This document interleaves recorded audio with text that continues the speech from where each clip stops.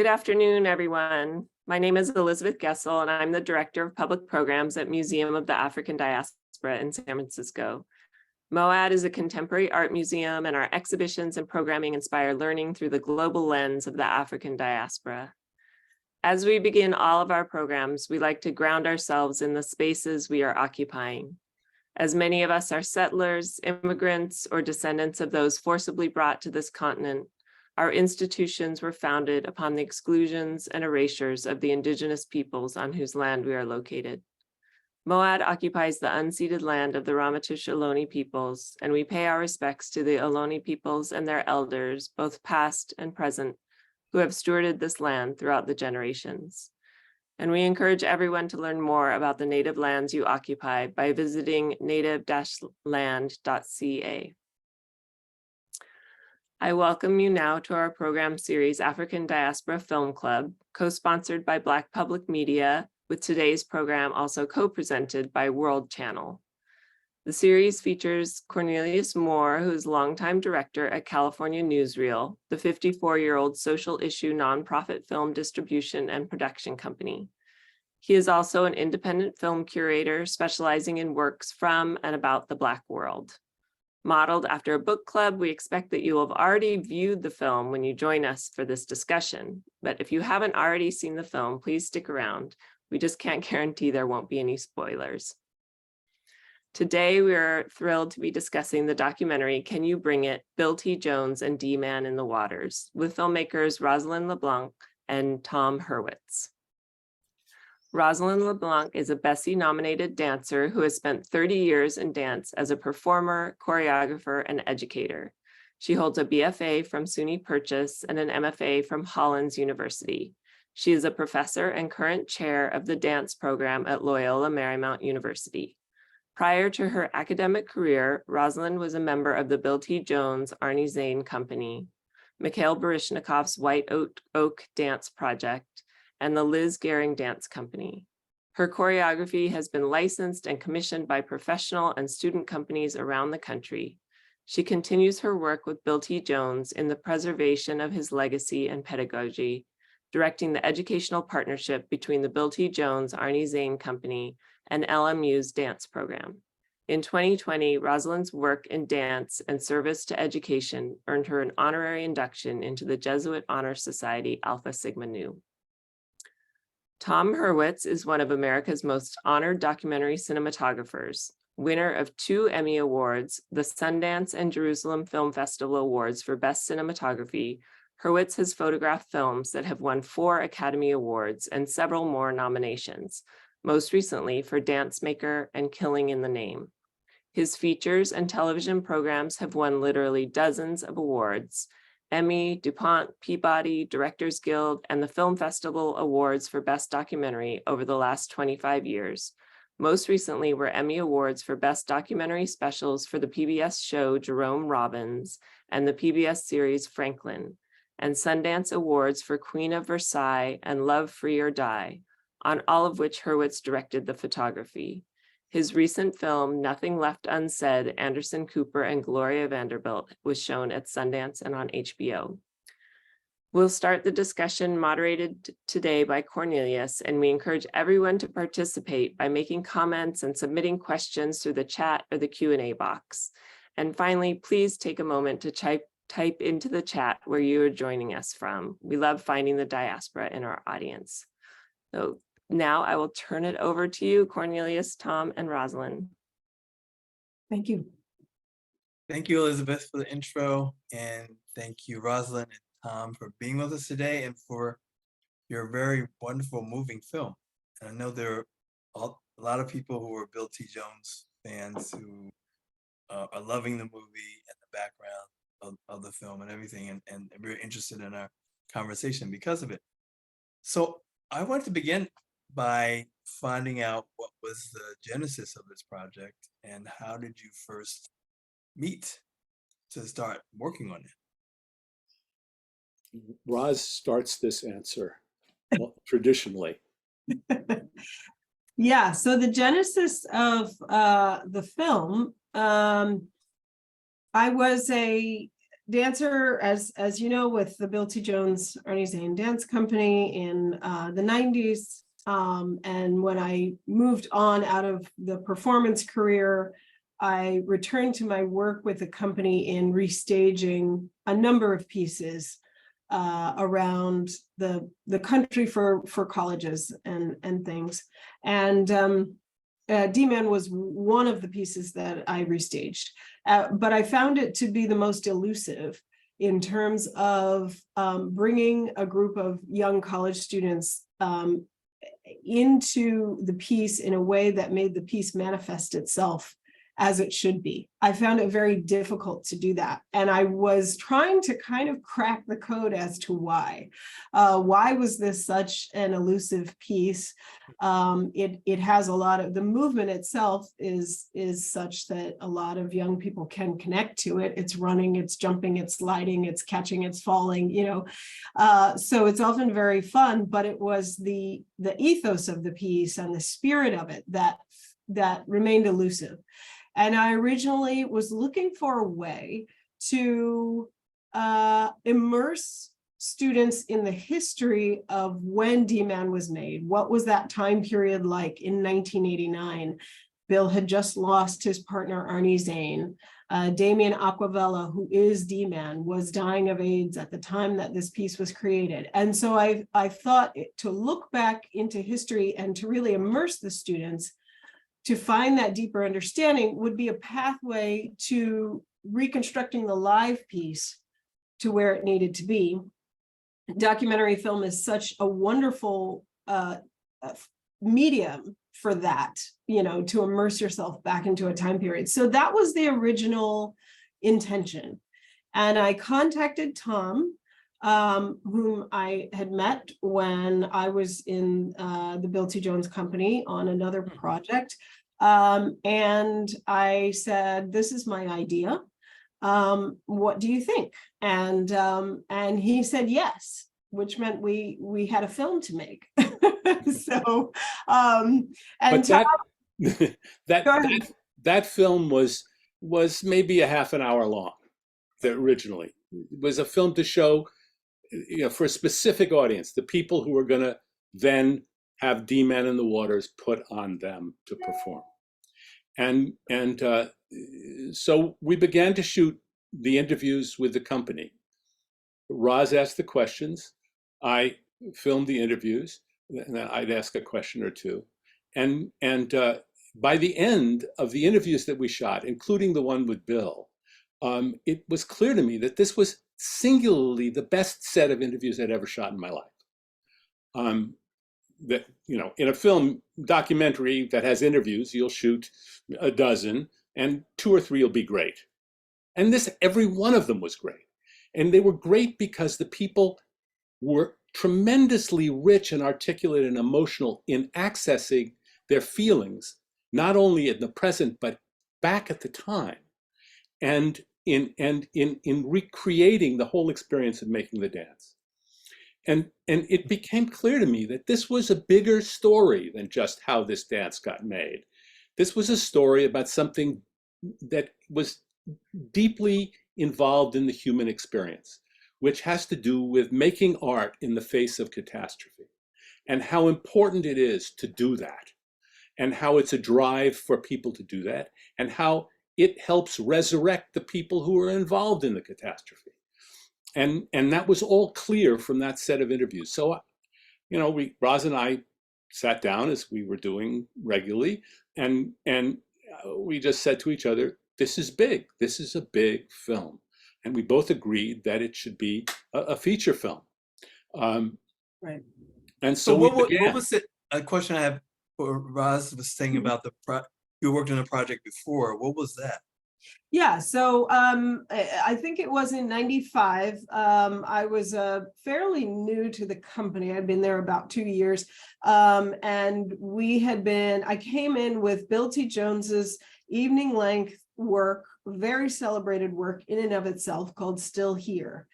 And Still Here had been touring the country and had garnered a lot of praise as well as controversy. And so we were shooting it was for Alive Off Center, I think, in No, Dance in America.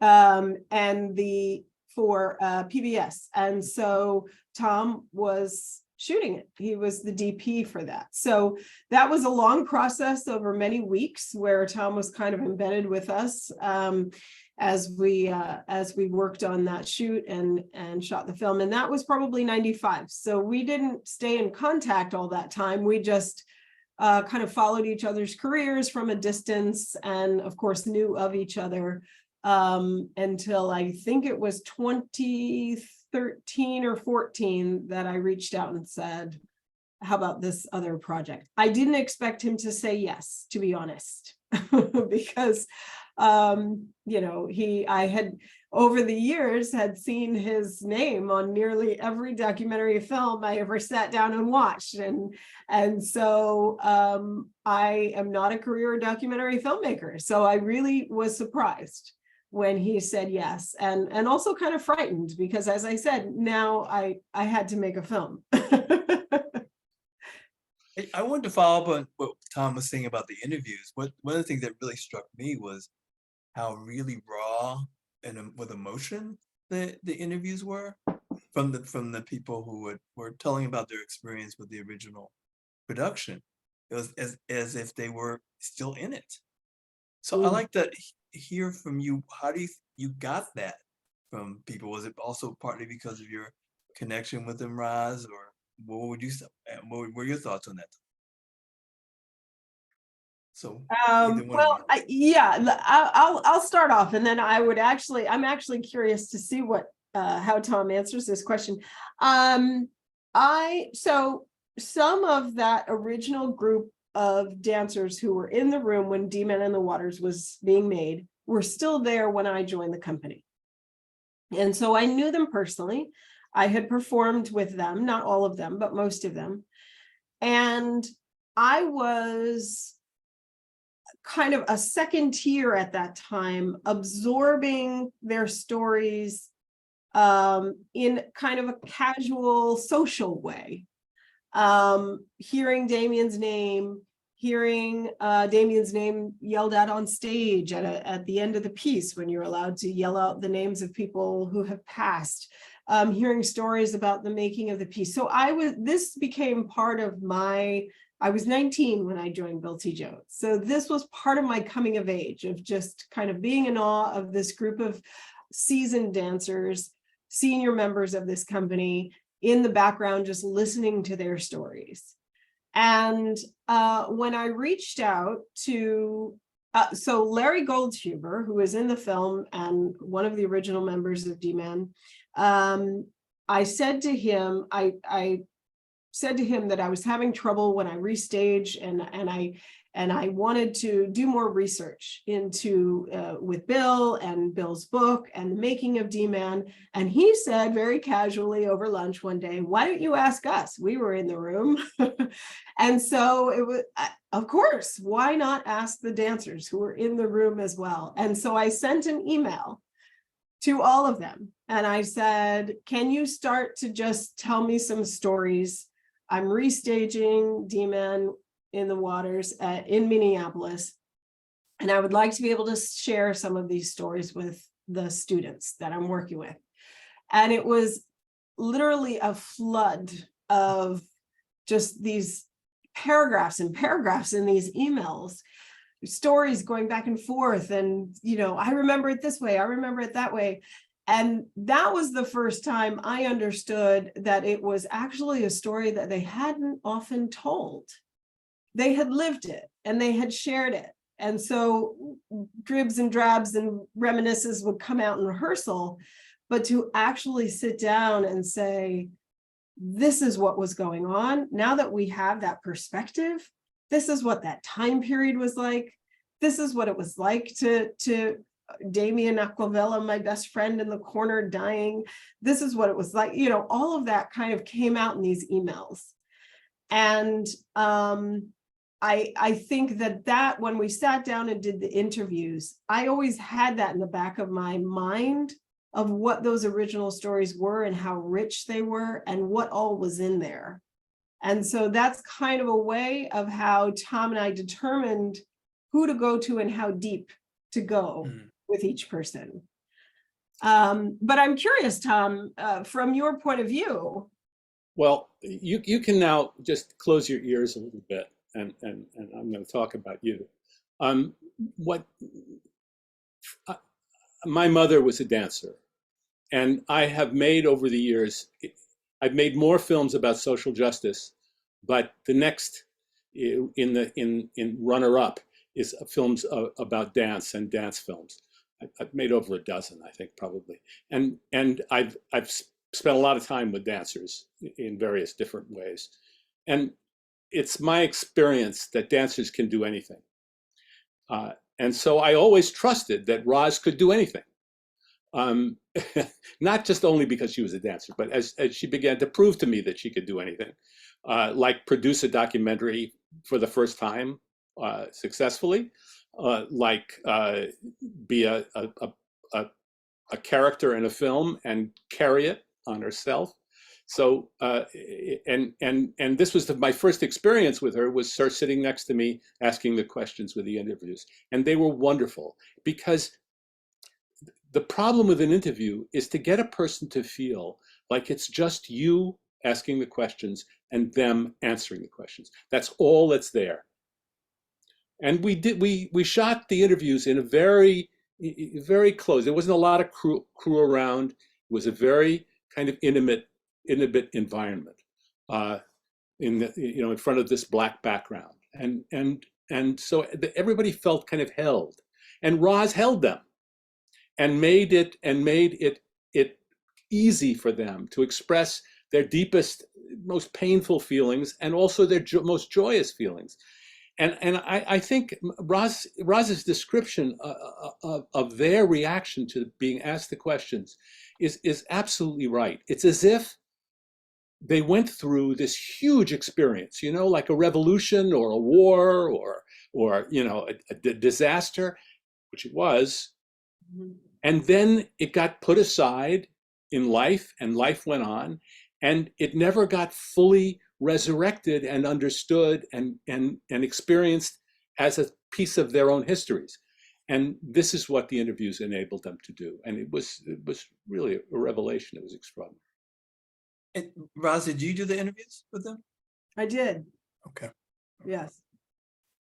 And what you're both saying is, it suggests that it needed the time to sink into whatever, for people to have a way of presenting it, because it was traumatic. I mean, I can just feel that it was traumatic for people, and some people don't want to, certainly don't want to deal with that when it's happening, and maybe it takes years, decades, maybe, for people to put it in perspective. And I'm sort of this feeling as an audience person, feeling that was what I was feeling from them. Cornelius, it was traumatic, and it was also triumphant. The other piece of it, that was the piece that got me, truly. I mean, I've made a lot of films about a lot of bad stuff, but this was people who had experienced this terrible time, and yet found a way through their own art to resurrect themselves and resurrect their spirit and bring it back into the world in a positive way that moved forward. And I thought there was something about this that was kind of central to being a human being. It was kind of universal, and that was why I thought it needed a film. And so you began in 2015, was it? Well, so the original idea was in September of 2012, me by myself, like sitting here going, I wonder if this could ever happen. That was September 2012. The first shooting, I think, so then I probably reached out to Tom in the end of 2012 or beginning of 2013. We shot the very first footage, which ended up being one of 2 interviews with Bill T. Jones that was shot in April of 2013. And then, so it was a 9-year process to make this film. Yeah. And when was COVID in this process? During the final cut. Yeah, during the editing. Yeah, I mean, we had a rough cut, and so the final cut happened during lockdown. Of people, you know, somebody's in a New Jersey basement of their parents' house, the other person's home in LA, there's someone else who's in the Bronx, you know, color correcting. That was incredible. I have to say that was a feat of large file transfer across 3,000 miles. That was unprecedented. Anne and I and impressive.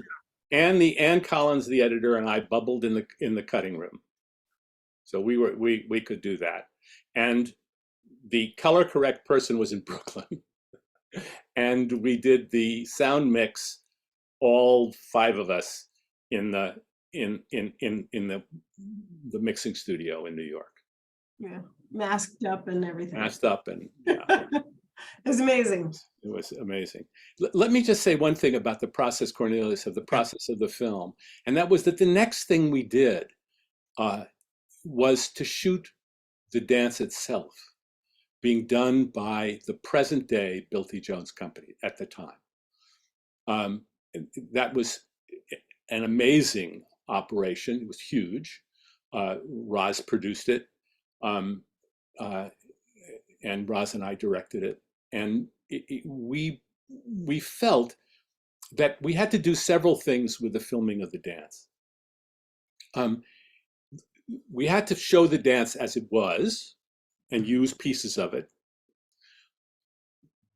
But the most important thing we had to do was to give a sense of what it felt like as a dancer to be inside the dance. And that was the most challenging aspect of filming it. We filmed it on a stage. We had to relight and reset the stage in all kinds of interesting ways to make it feel like the same setup, but be able to shoot on the stage, which is not an easy thing.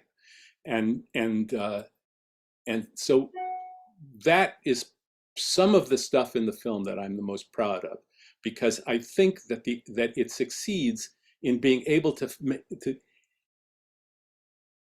people in the film talk about what it meant to be inside to do the dance and how doing the dance affected them, as well as seeing the dance, as well as and all the stuff that went around it. So the very doing of the dance was part of the making of the work of art, was part of the experience of community and then putting themselves back together in the world. And so I had to show that. And so the camera had to be like another dancer, and we had to figure out a way to do that. So that was an extensive shoot. Roz, we were shooting for 4 days. Is that what we shot for 4 days? Yes. We were there for 5 days. We were there for 5 days, and we shot for 4 days. Yeah. And I think that that's one of the ways in which Tom and I worked as a great team on this documentary, because I had performed the dance. So there was so much, our conversation, the 2 of us could go so deeply, because it wasn't just about understanding kind of choreographically how the dance operates, but it's also about understanding what it feels like to be inside of it, and what it feels like to do a belly slide, you know? And so if we want to kind of translate that to a viewer, you know, what kind of camera do we need and where does it need to be? And you know, so conversations like that we were able to have, because I could say to him, this is what this feels like. This is at the very end when you're sweating and you're, you know, exhausted and you're in this kind of egoless state, almost like a marathon runner coming to the last, you know, mile, and you're just holding on for dear life. That's what that circle at the end feels like.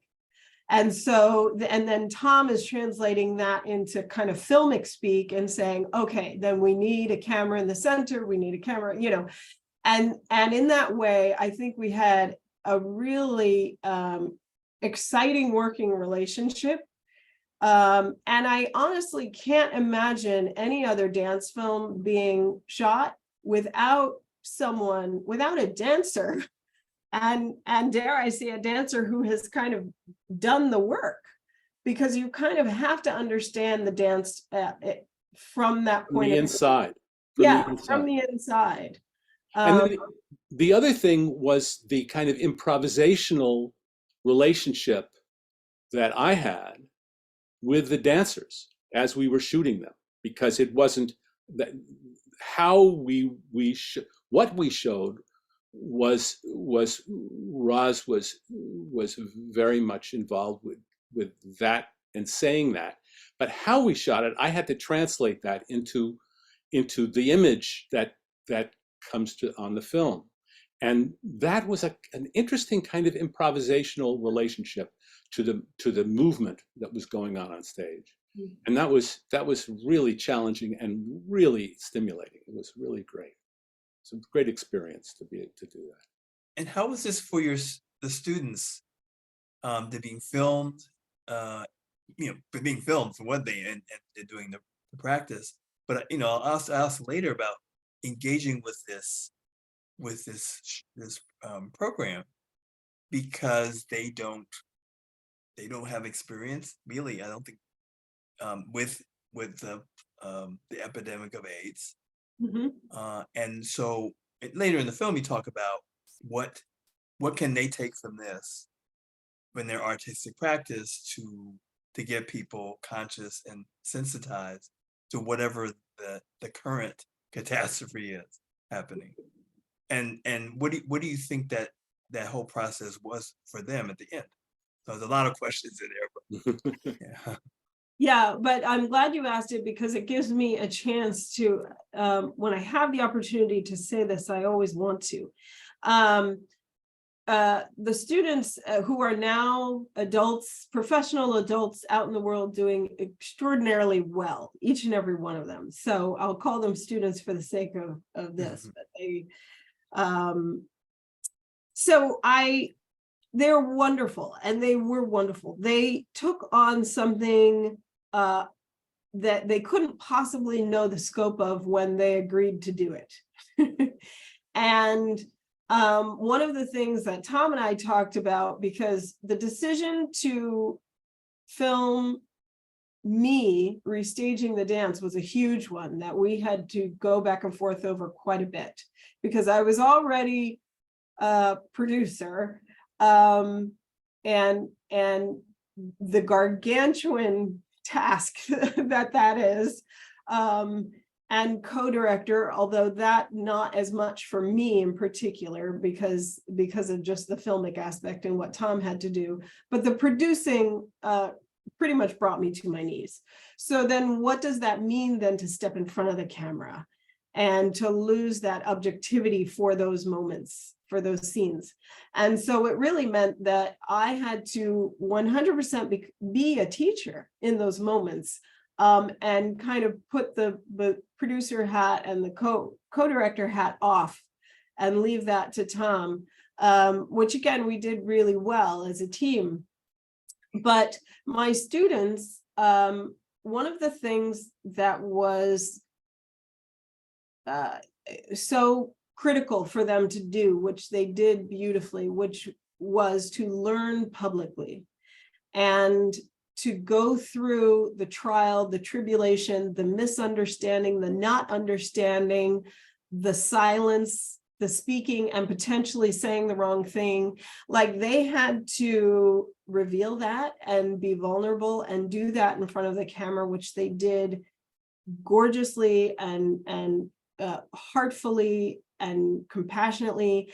And I really stress that because, you know, in this present time of cancel culture and the scrutiny and the lack of forgiveness of the social media culture to have this group of students say, we're going to learn publicly and reveal ourselves so vulnerably on film, which will last forever. And it's a beautiful testament. It's a beautiful humanity that they bring to this film. They kind of stand in for all of us in whatever moment we're in where we don't know and we need to learn. And we fall and we get back up and we make a mistake and we misunderstand. And, you know, they become emblematic for all of us in that way. And I am forever grateful and feel indebted for how vulnerable they were willing to be. And the historical background is so important, I think, for all of us. I mean, even Yes. people who were around during that time, it's the past. I mean, yeah, it affected our lives. People who were affected by AIDS and still are, Mhm. but just to revisit that and then to realize what another generation knows or does not know about it, because if they don't know about it, then they don't sort of know sometimes who they're talking to, Right. and other people's experience. Absolutely. Yeah.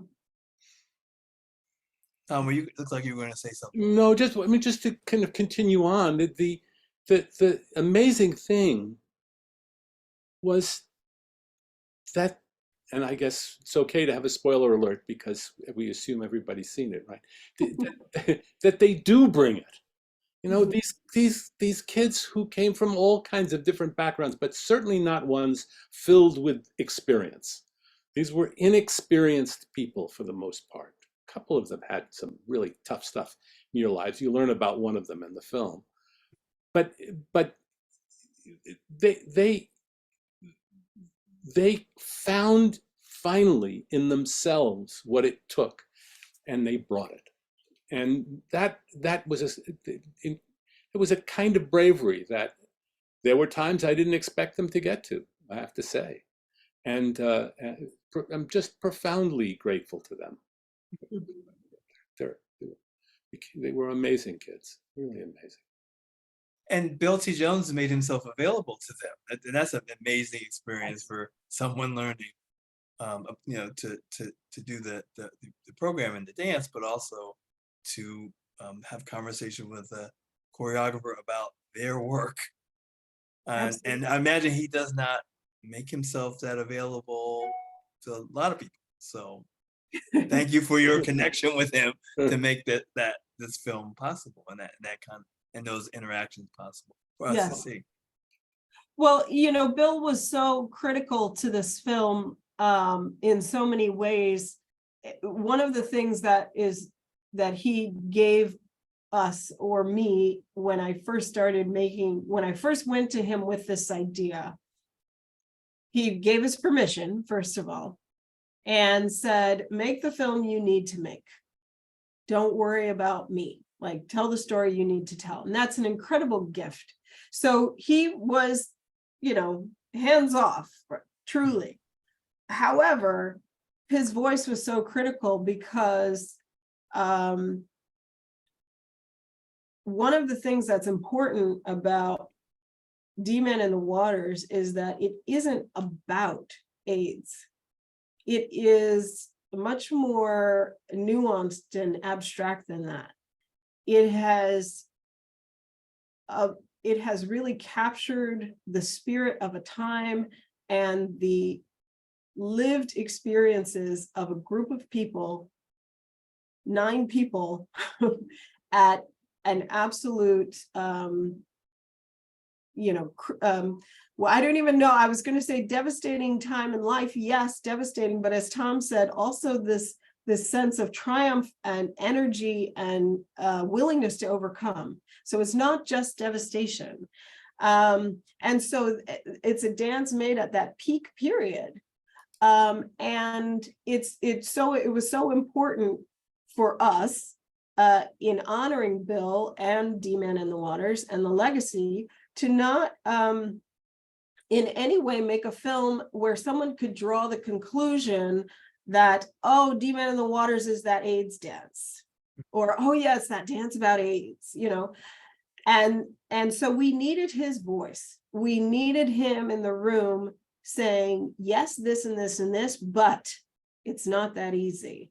And you can't draw these conclusions. And here's why you can't draw these conclusions. So that dialogue between him and the students that happens in the middle of the film is like almost this pivot point that everything kind of rotates around, because here's the creator himself, you know, in this moment of transference down to this generation that is what, 30 years later. And he's saying, there's still no tight bows that you can tie here. Right? It's still ambiguous and complex, and you can't draw easy conclusions in your dance history textbook. And that was critical. That was critical to have that. And so along that thread, someone asked a question in the chat about, we're all living through a pandemic, and what lessons would you pass along to today's choreographers who might want to create a work that reflects this most recent experience? And what would you tell filmmakers who may look to chronological dances that come out of this era? That's an amazing question. Sure is. How do you go first? I have to think. The problem of making a work that is connected to more than just a single moment. And there are reasons to make work that's connected to a single moment. There are reasons for propaganda, but if you want to make a piece of work that's connected to humanity in a broader sense, it needs both things. It needs to be specific and it needs to be general.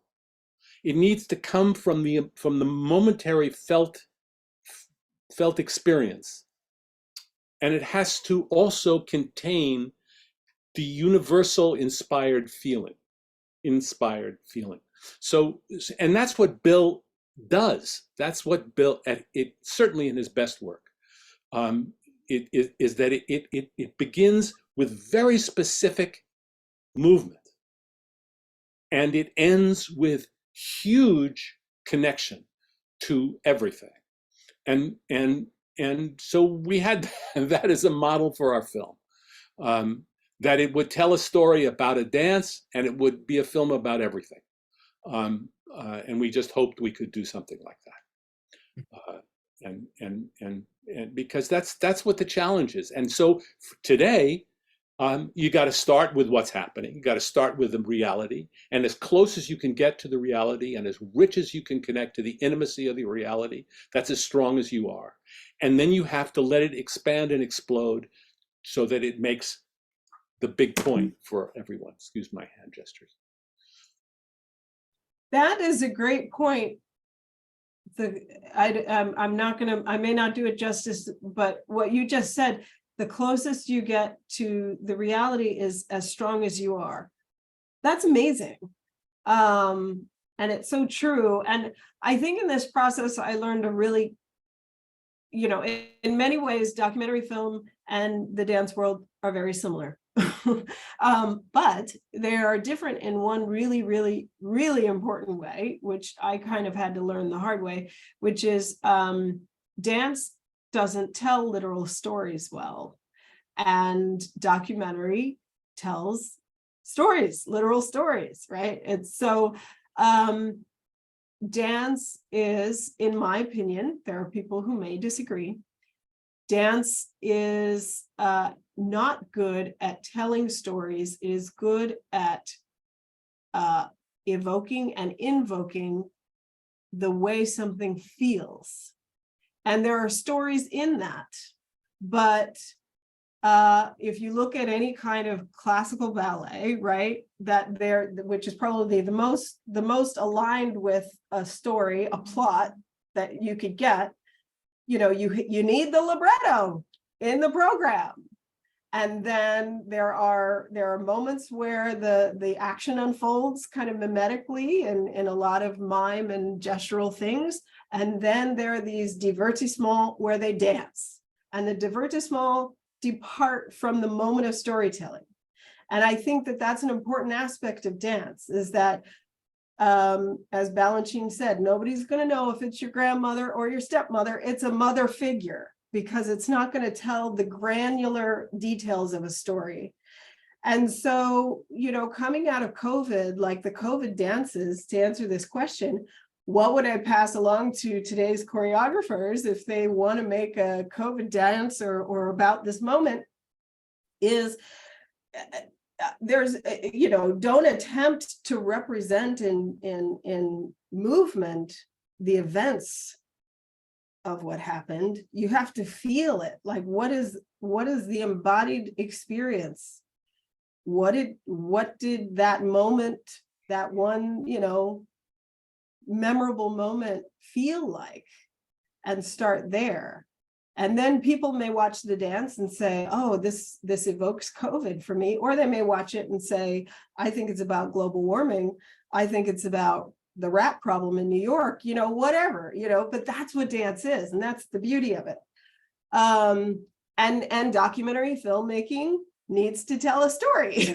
and that was an interesting moment, actually, in Tom and my relationship, working relationship, where it was very hard. And it ended up being that Tom and our incredible editor, Ann Collins, had to kind of hole up into the editing room and make the story make sense with those images in a way that I didn't know how to do and really couldn't do, because I was too close to it, for one.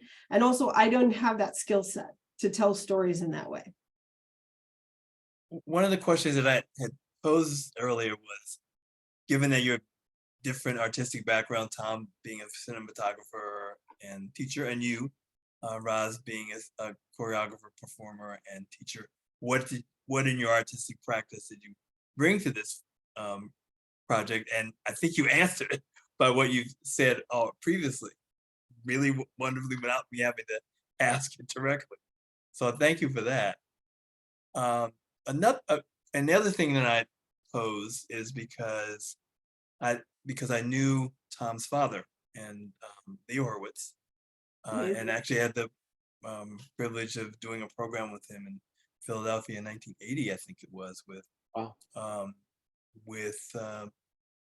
Native Land, a film from the early 1940s, from the tumult of the years of the Depression and immediately after that, and leftist organizing, and Strange Victory, a film about the post-war experience. And that could be about today. Yes. And just so that people know, Leo was, you know, really involved in the left-wing film movement from the 1930s and 40s, the Film and Photo League, etc. And so, but Tom was saying was, well, why don't you ask us about our mothers? Because I didn't realize that, Tom, your mother, Jane Dudley, right? Dudley, yes. And Roz's mother, Elizabeth Walton, were also groundbreaking choreographers. So can you say about that? They knew each other and knew each other. Oh, you knew each other. No. So wow. My mom, because she was older, she danced with several of the kind of pioneers of modern dance, and then wound up in the Martha Graham Company, where she was, with the exception of Martha, was kind of the lead until the early 1940s. And so that takes her through some of the kind of early great first period of Martha Graham's work. And then she and another member of that company, and a member of another one of the great modern dance companies, the three of them started the Dudley Maslow Bales Dance Company, and they danced together for another 10 years. And then she became a great teacher of the dance, and wound up running the London Contemporary Dance School, which was the kind of main modern dance institution in Europe from 1970 to about 2000. So you know, she was really quite an amazing lady. Interestingly, Roz's mother has a kind of similar trajectory. Yes, my mother, Elizabeth Walton, was the first Black woman in the Paul Taylor Dance Company when it started, and Paul invited her to the company actually at the Graham studio. That's where they met. My mother was taking classes from Martha Graham. Paul was a member of the company at the time, and invited my mom to join him to start this new kind of, to do his own choreography. And she was with the company from 59 to 66. Fair-skinned Black woman, so no one quite realizes that she was the first Black woman in the Taylor Company. But yes, and a testament to Paul. Paul at that time never asked my mother to pass. He was always forthcoming about having a Black woman in the company, which meant that they had to turn down certain gigs and performances because of the segregation in the South. So yeah, and a interesting turn of, you know, kind of serendipitousness is that when I was 11, we went on a trip to Europe, and I believe, I wish I could ask my mother, who is in heaven now, but I believe we were carrying costumes to Jane Dudley because we went to London Contemporary of Dance. And I remember standing in the hallway waiting for her to come out. And I believe she was in there talking to your mom, Tom. Wow. Yes. So it's amazing. I think Tom and I are satellites, have been satellites in each other's life, you know, for most of our lives, and didn't even realize it. Thank you for that amazing story. I didn't know that there was a connection between your moms, and so thanks for sharing that. And what that means is, you know, when your mother's a dancer, you spend significant amounts of time trying to figure out how to not be completely bored sitting in a dance studio. Yes, we should have.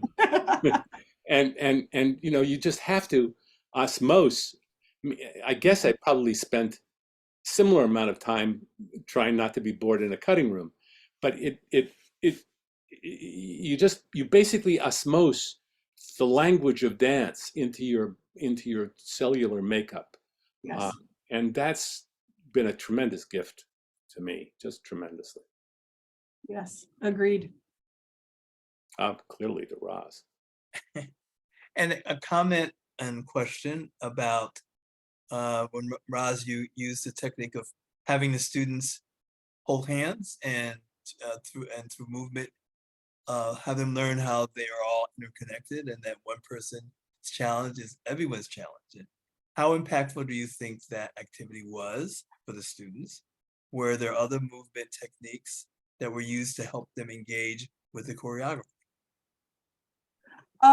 Yes, I think, first of all, I think pretty much all of those exercises and techniques ended up in the film that we used, or I used in the moment to get them to engage. Those weren't pre-planned.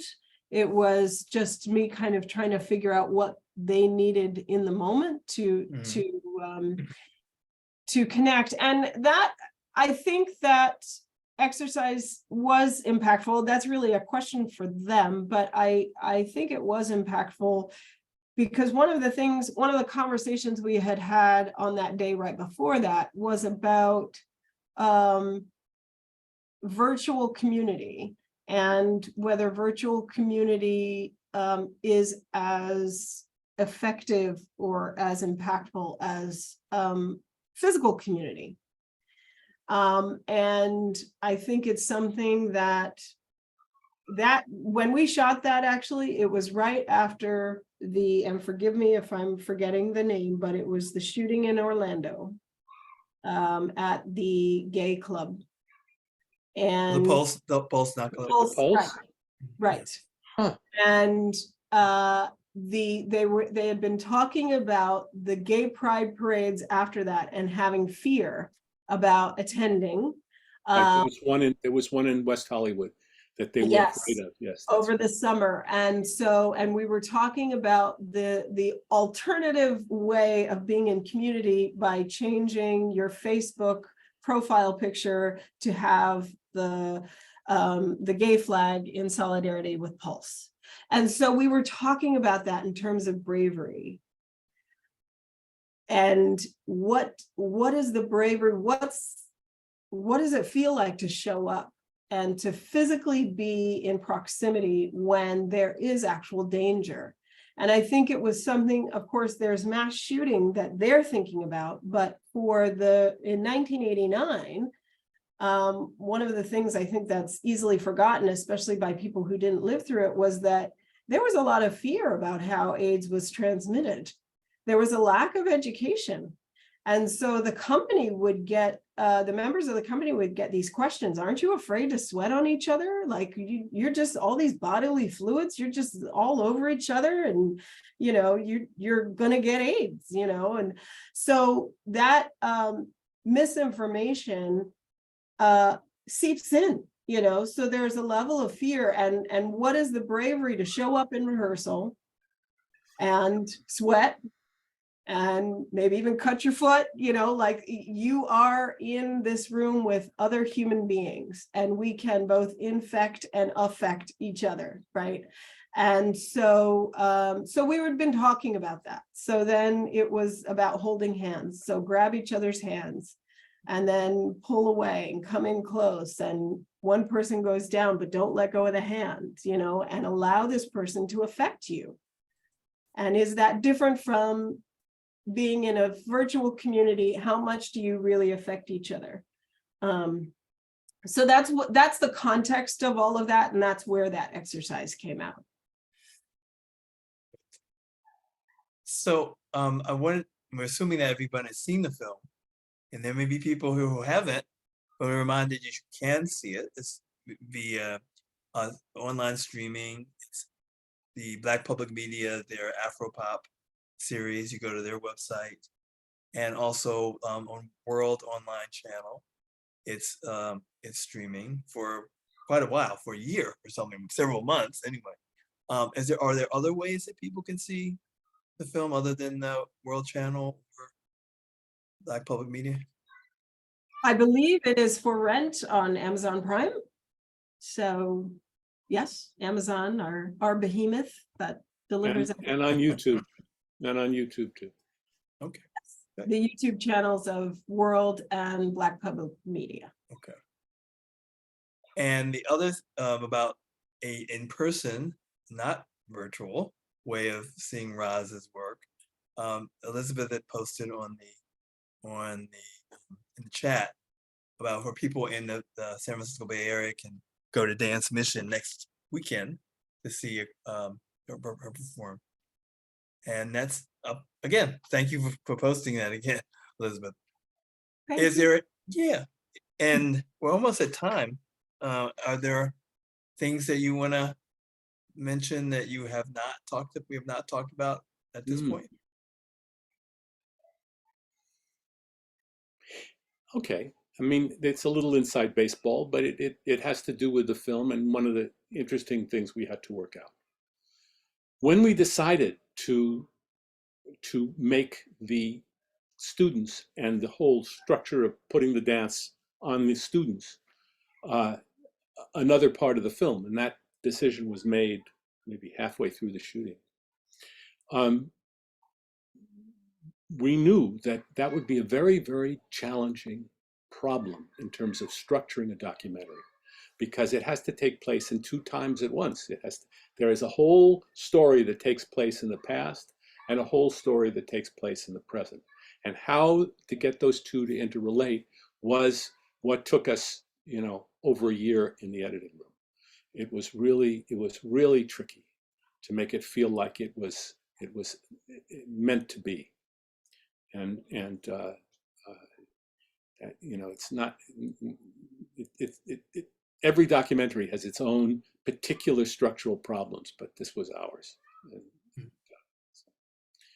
That you solved fantastically, in my But opinion. yeah, it really was down to the end before I really felt we had it. Right. I had a question about the film being used in dance education, and I certainly think it is a very valuable tool for that. Someone posted as a dance educator, this film is extremely inspiring. Have you or would you consider creating an educator's An educator's cut? guide? Oh, an educator's guide. Oh, yes. No, we've talked about that. Yes, absolutely. In fact, yes, we were working with just a really early conversation with New York Department of Ed to create a study guide that could accompany the film for high school students, actually.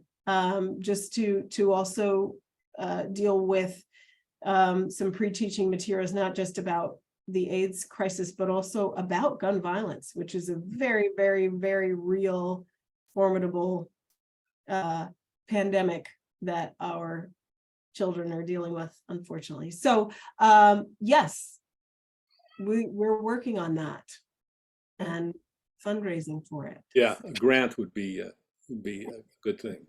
Anyone out there? Or do you have a site that you want people to go to in that regard? the-mandocumentary.com. Okay. -mandocumentary.com. And you can reach out to us there. And as well, both Tom and I, being educators, we give both virtually and in person, can come and talk about can come to screenings of the film and conduct post-screening Q&As and artist talks and things like that. So definitely reach out there if you're interested in having me or Tom come and talk to you after a screening. Okay, great. And maybe if there's somebody who realizes they want to support a educator's guide, they can reach out to you that way too. Yes. And I see someone asked about the YouTube URL. You can find that at D-Man Documentary, d-mandocumentary.com, where it says where to watch. The URL is there. Great. Well, thank you, Rosalynde. Thank you, Tom, for your time this afternoon. It's an honor to be with you all. It's really great. True honor. Thank you so much. Good. And thank you for your film again. It's very moving. Thank you.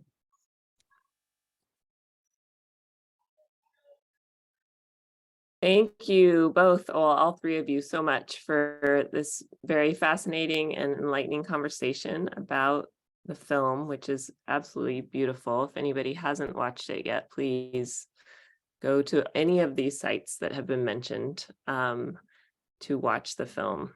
And again, I just want to say, if you want to see Roz's work in person, she has a piece that will be performed next weekend, April 22nd and 23rd at Dance Mission Theater as part of their Dance in Revolting Times festival. And there is actually a discount code that will get you some very reasonable tickets. That's the code is DIRT 2023.